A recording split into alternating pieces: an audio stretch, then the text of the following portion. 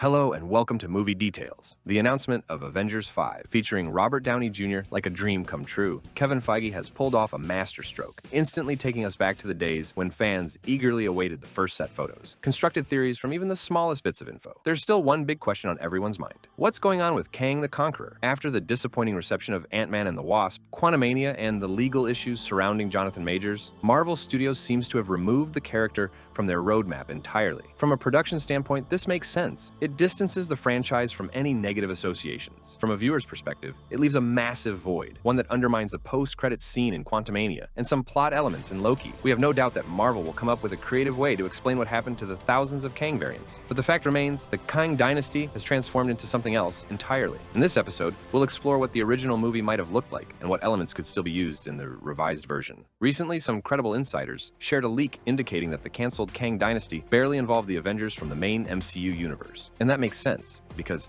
right now, we hardly have any left. Yes, there are heroes in the MCU who could form a team, but at the moment, they're all disconnected from one another. We've got Captain America fighting Hulk's enemies, Spider-Man without a real identity, Doctor Strange traveling across the multiverse, and Thor somewhere on other planets. In short, it's a complete mess. But according to the leak, the main MCU Avengers wouldn't have mattered anyway because Kang Dynasty was set to focus on an unexpected concept. The plot was supposed to start with the time variance authority gathering anchor beings from across the multiverse. For those who don't remember, an anchor being is an incredibly important and powerful character whose death could trigger a chain reaction that would eventually destroy the entire universe, though it might take a few thousand years. Interestingly, in a recent interview, the writers of Deadpool 3 and Wolverine revealed that Kevin Feige himself introduced this concept into their film. This suggests that the producer had plans to expand on this idea in a bigger way. Wolverine and Deadpool could have been the first members of this new team. According to the leak, the TVA was recruiting anchors from different universes to stand against the Council of Kangs, which was first teased in the post-credits scene of Quantumania. Apparently, each of these characters possesses a unique energy that could eliminate their enemies. This aligns with an older leak from Deadpool 3, where the TVA was also recruiting heroes, because the multiverse was collapsing due to Kang's actions. The leak also highlights that Tobey Maguire's and Andrew Garfield's Spider-Man are anchor beings for their respective universes, while Tom Holland's version was the anchor for Earth 616. This is an interesting detail because after Deadpool 3, fans were speculating about who the anchor for the main MCU universe might be. Obvious candidates included Tony Stark, Doctor Strange, and Scarlet Witch. However, many insiders insisted that it's actually Holland's Spider-Man, which makes sense since he's currently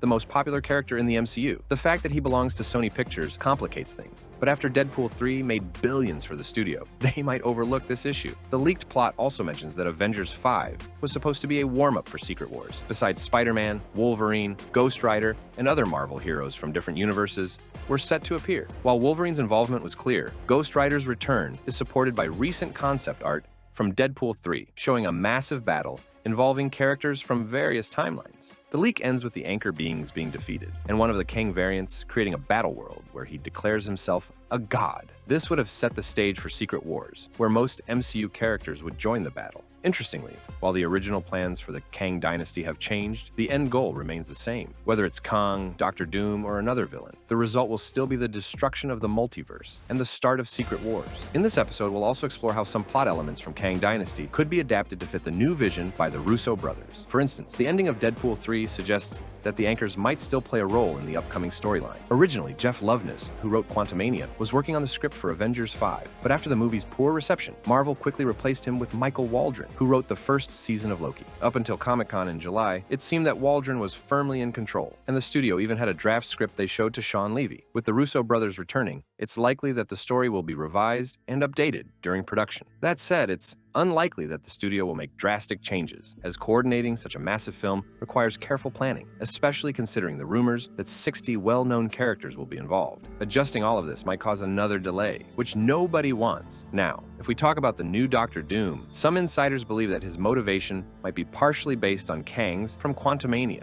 We might see a character trying to save the multiverse from the actions of the Council of Kangs or some other unknown threat, but this time with more charisma, possibly played by Robert Downey Jr.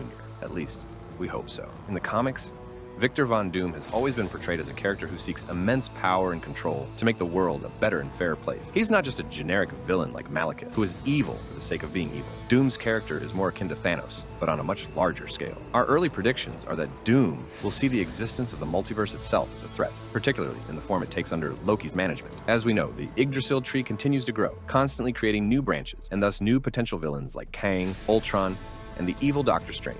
Victor's ultimate goal might be to eliminate Loki, but to achieve this, he'll have to go through a tough journey. There are several ways this could play out. The first and most obvious is by triggering incursions across the multiverse. This concept has been explored in many projects, so it's unlikely the studio would miss the opportunity to show its final consequences. In the comics, incursions played a key role in creating Battleworld, and not using this would be a huge missed opportunity. Another concept is the idea of anchor beings from Deadpool 3 and Wolverine. Yes, fans have reacted to it with mixed feelings, because it raises a lot of awkward questions and seems too fantastical. However, the creators can refine it, making it a crucial part of Doom's plan to overthrow Loki. In this way, Kevin Feige would only need to change the central antagonist, who would still trigger the creation of Battleworld, start Secret Wars, and bring the multiverse saga to its conclusion. But does this completely rule out the possibility of Jonathan Majors returning as Kang the Conqueror? That's a question we're still pondering. Even though Majors was found guilty of unintentional assault, it seems like it hasn't severely impacted his career in recent months. We wouldn't be surprised if he shows up in Secret Wars. After all, Wesley Snipes also had legal troubles and a questionable reputation in Hollywood, but that didn't stop him from eventually returning to the role of Blade. So, anything's possible here. We wrap up this episode. Let us know in the comments whether you'd prefer to see the original plan with anchors and the Council of Kangs, or the new direction with Dr. Doom. We're also curious to hear your theories on Victor's true motivation and who you think might be the anchor for Earth